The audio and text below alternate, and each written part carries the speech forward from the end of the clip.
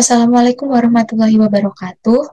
Selamat pagi Bapak Muhriza Muqtada MPD selaku dosen pengampu mata kuliah Kajian Kurikulum Pendidikan Matematika. Di sini kami dari kelompok 4 akan mempresentasikan hasil diskusi kami mengenai standar kompetensi lulusan, standar isi, standar proses, dan standar penilaian dalam pengembangan kurikulum 2013 dan 2013 revisi. Sebelum itu, izinkanlah kami dari kelompok 4 memperkenalkan anggota dari kelompok kami, yaitu yang pertama ada Mbak Fitria Uswatun Hasanah, Mbak Rianti Teresa, Mbak Amelia Destianti Putri, Mas Adi Darmawan, dan saya sendiri, Alfa Diva Widyadani Palugi.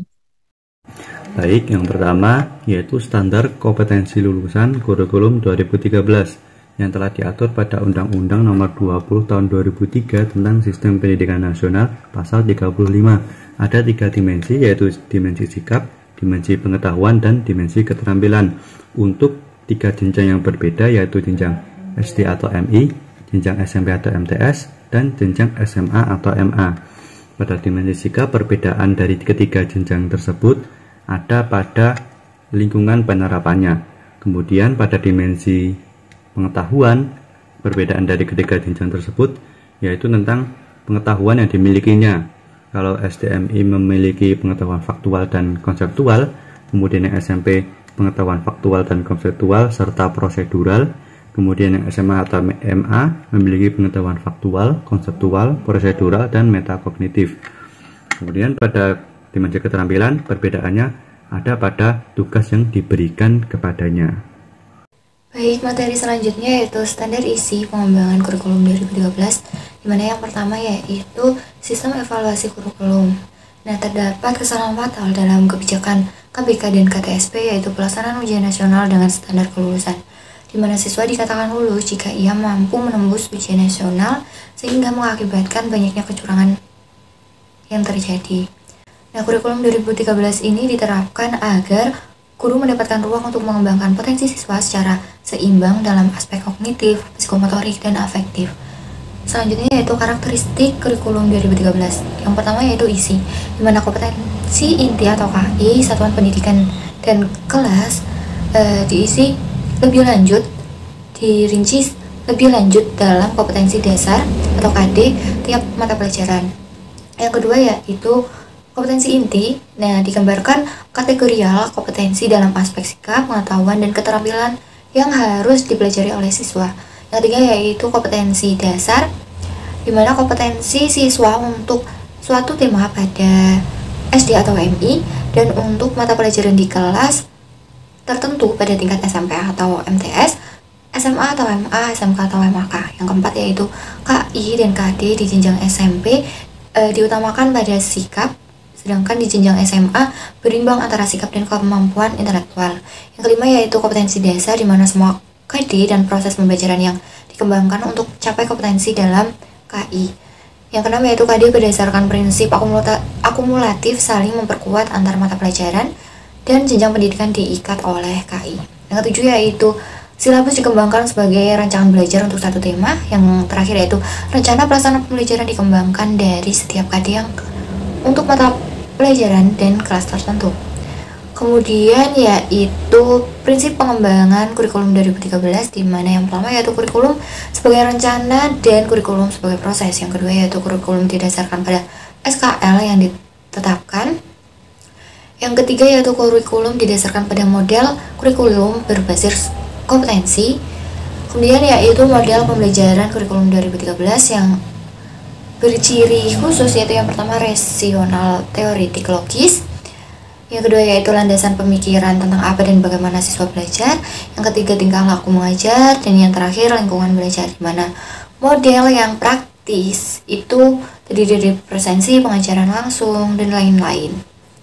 Kemudian yaitu kelebihan kurikulum 2013, yang pertama berpusat pada peserta didik, kedua berbasis karakter dan kompetensi, yang ketiga terdapat mata pelajaran yang lebih cepat dengan pendekatan kompetensi, yang keempat lebih menekankan pada pendidikan karakter, yang kelima asumsi bahwa tidak ada perbedaan antara anak desa atau kota, yang keenam kesiapan terletak pada guru.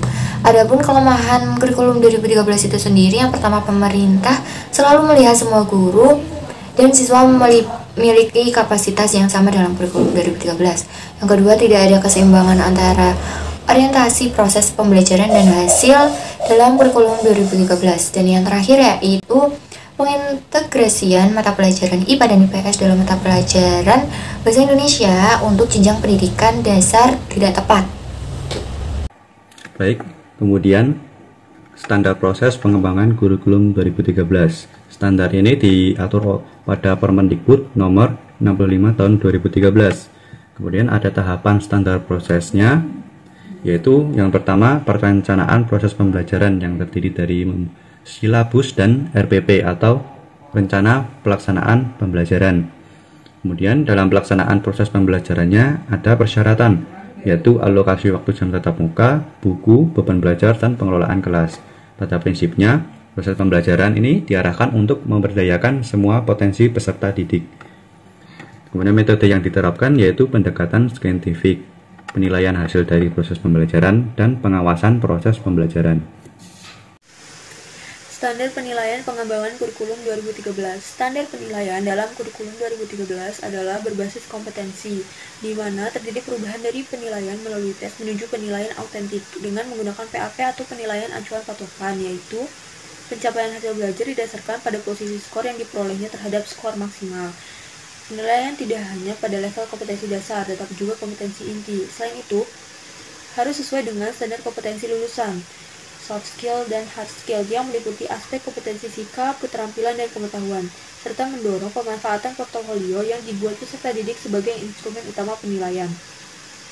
Poin kelima yaitu ada standar kompetensi lulusan kurikulum 2013 revisi. Standar kompetensi lulusan yaitu kriteria minimal tentang ketentuan sikap, keterampilan, dan pengetahuan yang menunjukkan pencapaian kemampuan siswa dalam belajar di akhir jenjang pendidikan. Yang pertama yaitu ada standar kompetensi lulusan PAUD. Aspeknya yaitu nilai agama dan moral, nilai Pancasila, fisik motorik, kognitif, bahasa, dan sosial emosional. Untuk standar kompetensi lulusan SD derajat, aspeknya yaitu yang pertama, persiapan peserta didik menjadi anggota masyarakat yang beriman dan bertakwa kepada Tuhan Yang Maha Esa serta berakhlak mulia. Yang kedua yaitu penanaman karakter sesuai dengan nilai-nilai Pancasila. Yang ketiga yaitu penumbuhan kompetensi literasi dan numerasi peserta didik untuk mengikuti pendidikan lebih lanjut. Kemudian ada standar kompetensi lulusan pendidikan menengah untuk umum dan kejuruan. Aspeknya yang pertama yaitu persiapan peserta didik untuk menjadi anggota masyarakat yang beriman dan bertakwa kepada Tuhan Yang Maha Esa. Kemudian penanaman karakter yang sesuai dengan nilai-nilai Pancasila. Kemudian pengetahuan untuk meningkatkan kompetensi peserta didik agar dapat hidup mandiri dan mengikuti pendidikan lebih lanjut. Poin keenam yaitu ada standar isi pengembangan kurikulum 2013 revisi. Permendikbud nomor 21 tahun 2016 memuat tingkat kompetensi dan kompetensi inti sesuai dengan jenjang dan jenis pendidikan tertentu. Tingkat kompetensi disebutkan terdiri dari tingkat pendidikan anak, tingkat pendidikan dasar, dan tingkat pendidikan menengah. Kompetensi inti yaitu terdiri dari sikap spiritual, sosial, pengetahuan, dan keterampilan. Untuk paket A, kompetensi inti spiritual yaitu menerima, menjalankan, dan menghargai ajaran agama yang dianutnya. Kompetensi inti sosial, bersosialisasi dengan keluarga, teman, guru, tetangga, dan negara. Kompetensi inti pengetahuan yaitu mengamati, menanya, dan mencoba berdasarkan rasa ingin tahunya. Kompetensi inti keterampilan yaitu berpikir kreatif, produktif, kritis, mandiri, kolaboratif, komunikatif, sistematis, logis, dan kritis. Untuk paket B, kompetensi inti spiritual yaitu menghargai dan menghayati ajaran agama yang dianutnya. Kompetensi inti sosial yaitu bersosialisasi sesuai perkembangan anak di lingkungan, keluarga, dan sekolah. Kompetensi inti pengetahuan yaitu terkait fenomena dan kejadian tampak mata. Kompetensi inti keterampilan yaitu berpikir kreatif, logis, kritis dalam ranah abstrak sesuai yang dipelajari di sekolah dan sumber lain. Kemudian pada paket C, kompetensi inti spiritual yaitu menghayati dan mengamalkan ajaran agama yang dianutnya. Kompetensi inti sosial sesuai dengan perkembangan di sekolah, keluarga, dan masyarakat. Kompetensi inti pengetahuan yaitu mengamati sesuai dengan terkait penyebab kejadian dan menerapkan pengetahuan sesuai bakat dan minat. Kemudian kompetensi inti yang terakhir yaitu keterampilan yaitu berpikir kritis, logis, dan kreatif terkait pengembangan data yang dipelajarinya dan menggunakan metode sesuai kaidah keilmuan. Materi yang selanjutnya adalah Standar Proses Pengembangan Kurikulum 2013 Revisi. Standar Proses Pendidikan Dasar dan Menengah, selanjutnya disebut Standar Proses, merupakan kriteria mengenai pelaksanaan pembelajaran pada satuan pendidikan dasar dan satuan pendidikan dasar menengah untuk mencapai suatu kompetensi lulusan. Menurut Permendikbud Nomor 22 Tahun 2016, karakteristik proses pembelajaran disesuaikan dengan karakteristik kompetensi. Yang pertama adalah untuk paket A atau SD, MI, SDLB. Pembelajaran tematik terpadu disesuaikan dengan tingkat perkembangan peserta didik. Proses pembelajaran disesuaikan dengan karakteristik kompetensi. Yang kedua ada SMP, MTS, SMPLB atau paket B.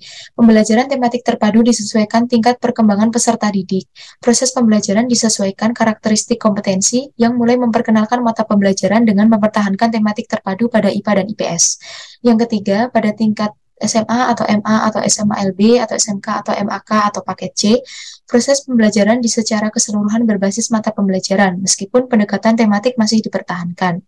Perencanaan pembelajaran atau silabus dan RPP meliputi penyusunan rencana pelaksanaan pembelajaran, penyiapan media dan sumber belajar, perangkat penilaian, dan skenario. SKL, standar isi dan standar proses paket A, B, dan C itu sudah diatur dalam peraturan yang merevisi kurikulum 2013. Lalu untuk melakukan perkembangan kurikulum, Satuan Pendidikan Nonformal Penyelenggara Pendidikan Kesetaraan mengacu Permendikbud Nomor 24 Tahun 2014 tentang KI dan KD Pendidikan Dasar dan Menengah. Standar penilaian pengembangan kurikulum 2013 revisi. Poin perubahan revisi kurikulum 2013 dalam aspek penilaian yaitu yang pertama ada penyederhanaan aspek penilaian siswa oleh guru pada kurikulum 2013 yang baru. Penilaian aspek sosial dan keagamaan siswa hanya dilakukan oleh guru PPKN dan guru pendidikan agama. Yang kedua ada penilaian sikap, kompetensi inti 1 dan 2 sudah ditiadakan di setiap mata pelajaran. Hanya agama dan PPKN. Namun, kompetensi inti tetap dicantumkan dalam penulisan RPP. Lalu yang ketiga ada skala penilaian menjadi 1-100. Penilaian sikap diberikan dalam bentuk predikat dan deskripsi. Yang keempat, remedial diberikan untuk yang kurang, namun sebelumnya siswa diberikan pembelajaran ulang. Nilai remedial inilah yang dicantumkan dalam hasil. Sekian pemaparan materi presentasi dari kelompok kami.